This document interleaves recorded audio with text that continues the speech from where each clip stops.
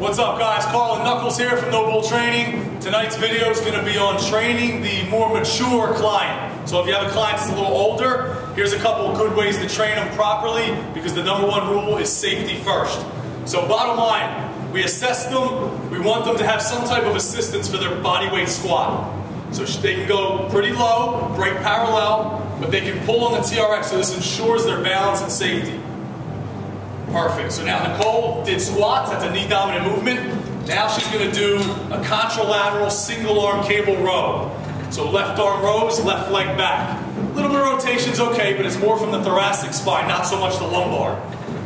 X amount of reps. She takes a break, just doing short reps for the video. Now a lot of people get tight hip flexors. So a great stretch we use here is elevate a box, depending on you, will dictate the height. And then just open up the hip. You can rotate, you can put your arm over your head.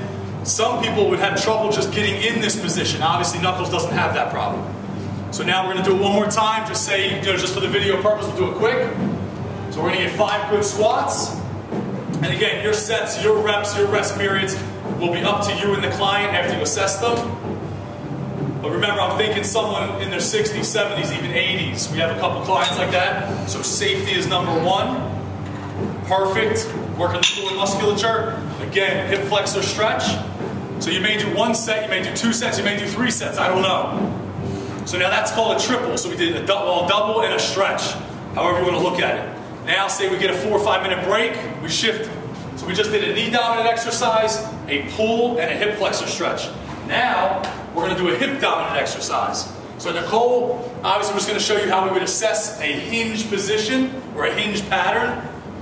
Nicole's world-class powerlifter, so obviously she's good, but let's pretend she wasn't. She would get a stick and she would hinge wrong or do something we didn't like.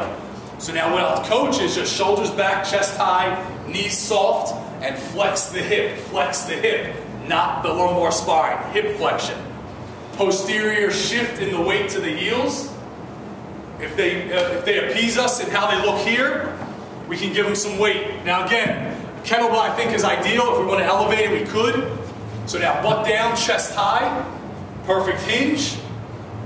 So a deadlift is sort of a hybrid exercise. It's mostly hip dominant, but it's obviously using your quads as well, so it's somewhat knee dominant.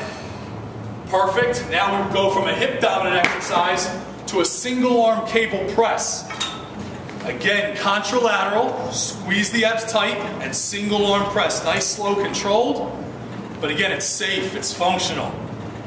And now instead of a hip flexor stretch, Nicole's just going to grab something stable and open up and externally rotate and stretch the pec.